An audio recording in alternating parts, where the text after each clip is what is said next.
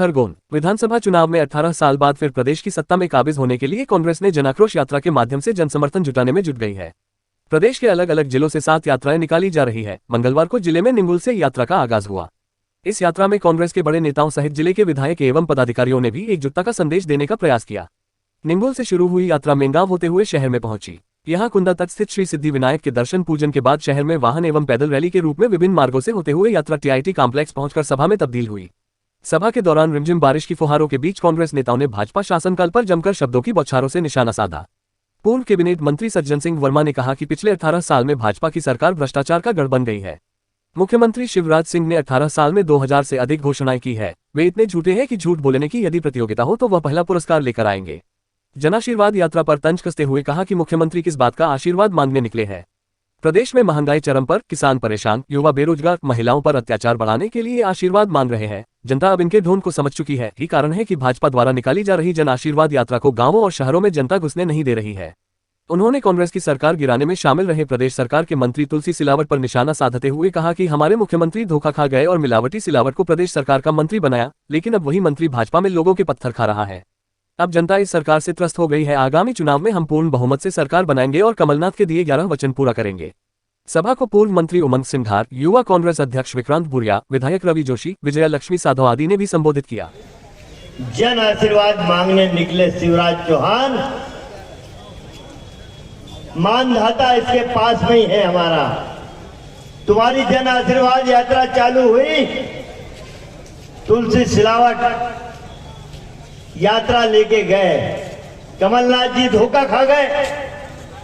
इस मध्य प्रदेश के जब मुख्यमंत्री थे उन्होंने सोचा कि ये मिलावट के खिलाफ इस सिलावट को अपन चार्ज दे दे, पर दुर्भाग्य की सिलावट मिलावटी निकल गई। अब क्या करें, इसका क्या इलाज। मानधाता में पत्थर मार के भगाया। नीमच के मनासा में कैलाश विजयवर्गीय एंड कंपनी की 20 गाड़ी जनता ने फोड़ दी। उल्टे पैर बिना भाषण के भागना पड़ा। ऐसी कौन सी जगह है आशीर्वाद यात्रा? क्यों?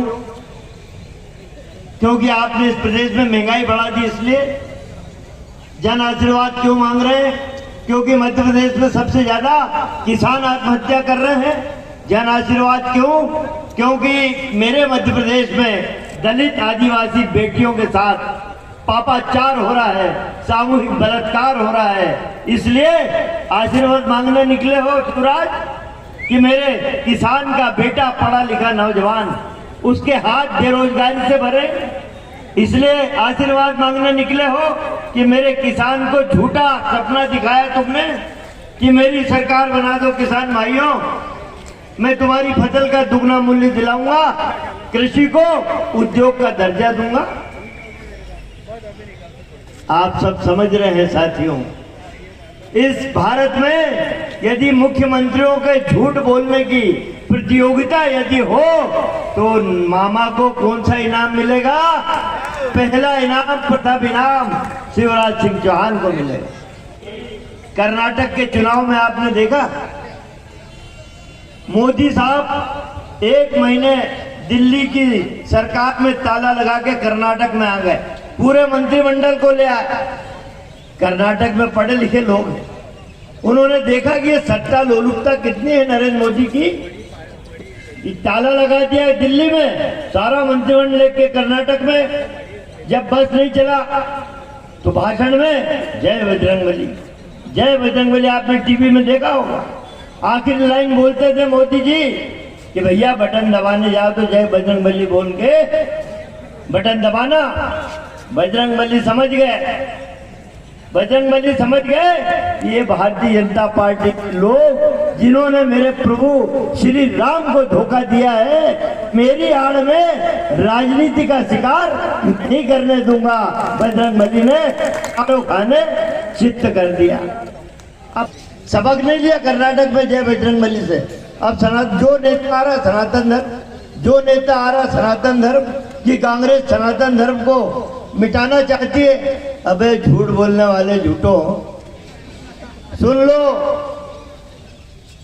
मेरा नेता जिसने एक लंगोटी एक लाठी में इस देश को आजादी दिलाई, महात्मा गांधी, तुम्हारे वंशज गोडसे ने जब महात्मा गांधी की छाती पे गोली मारी, तब गिरते गिरते भी बापू ने हे राम हे राम। ये बाबा साहब का लिखा हुआ संविधान एक किताब हो सकती है, हम जैसे लोगों के लिए ये एक पवित्र ग्रंथ है। जिस तरह गीता है, रामायण है, कुरान है, बाइबल है, गुरु ग्रंथ साहब है। बाबा के विचारों को मिटा नहीं पाओगे। जिस दिन कोशिश करोगे तुम मिटा दिए जाओगे। तो साथियों, मेरा अनुरोध है, ये पवित्र धरती है, खरगोन परचम यहां से लहराएगा, कांग्रेस का परचम यहां से लहराएगा। 25,000 से अधिक घोषणाएं कर चुके हैं, 2,000 घोषणाएं इस प्रदेश में पूरी नहीं हुई। वो घोषणा वीर है। हमारे नेता आदरणीय कमलनाथ जी बोलते हैं कि वो जेब में नारियल रख के चलते हैं कि जहाँ देखो आप भूमि पूजन करा, नारियल फोड़ा। वो काम आज तक 18 साल में कई जगह नहीं हुआ। इस सरकार के अंदर महिला दुखी है, इस सरकार में आदिवासी दुखी है, इस सरकार में नौजवान दुखी है, इस सरकार में हर वर्ग का आदमी दुखी है। जिस सरकार को राज करने का अधिकार नहीं, जिस राजा के राज में प्रजा दुखी हो, ऐसे राजा को राज करने का अधिकार नहीं है। अब बदलने का वक्त आ गया। मैं आप तमाम साथियों से निवेदन करता हूं कि भाई उमंग सिंगार जी ने बोला कि 150 सीट, मैं आपके मंच पे आप लोगों की तरफ से आश्वस्त करता हूं कि मध्य प्रदेश में 150 नहीं 160 सीट के साथ कांग्रेस की सरकार होगी। ये सरकार वो सरकार है जो किसानों को समय पे खाद नहीं दे सकी, किसानों को बिजली नहीं दे सकी, किसानों को बिजली नहीं देने के साथ साथ किसानों को मुआवजा नहीं दे सकी। ये सरकार को बदलना बहुत नितांत आवश्यक है। जो सरकार अल्प वर्षा की वजह से किसानों को मुआवजा नहीं दे, छोटी छोटी जो फसलें थी वो कई फसलें खराब हुई, लेकिन बाद में अतिवृष्टि हुई जिससे इस खरगोन जिले का किसान त्राही हो गया, उसके मकान गिर गए, उसके खेत में कपास खत्म हो गया, उसके खेत में मिर्च की फसल बर्बाद हो गई। जो फसलें थी वो तमाम फसलें। परसों रात को केदार भाई और मैं, हम दोनों कलेक्टर महोदय के पास गए। हमने उनसे निवेदन करा कि निमाड़ में प्रत्येक खेत में, खरगोन जिले के प्रत्येक खेत में की पटवारियों से सर्वे कराकर उनको तत्काल मुआवजा दिया जाए। तो उनका कहना था कि अभी तो पटवारी हड़ताल पे है। ठीक है, हड़ताल पे है। जब प्रदेश की जनता हड़ताल करेगी तो सरकार को बदल देगी। इतना मैं इस सरकार को बताना चाहता हूँ। महंगाई है, महंगाई हम देख रहे हैं चरम पे है। महंगाई के मामले में खाद्य सामग्रियां हो, बिजली बिल हो, दवाई की व्यवस्था हो, बेपनाह महंगाई इस सरकार के राज में हो गई है। अभी आवास व्यवस्था चली, अब प्रधानमंत्री आवास बंद करेंगे और लाडली बहना आवास देंगे। वारे ढोंगी बहुत ढोंग कर रहा है तेरे ढोंग इस प्रदेश के अंदर। और इस खरगोन वासी और खरगोन जिले के लोगों ने पहचान लिया। 14 दिसंबर को जब पिछली 2 बार आए, उसके पहले जब 14 दिसंबर को आए तो मेला मैदान पे बड़ी जोर जोर से, और वो नाचने वाले घूमते ना, ऐसा घूम पे रैंप पे बोलो इंजीनियर साहब कौन है, बुलाओ एनवीडीए का।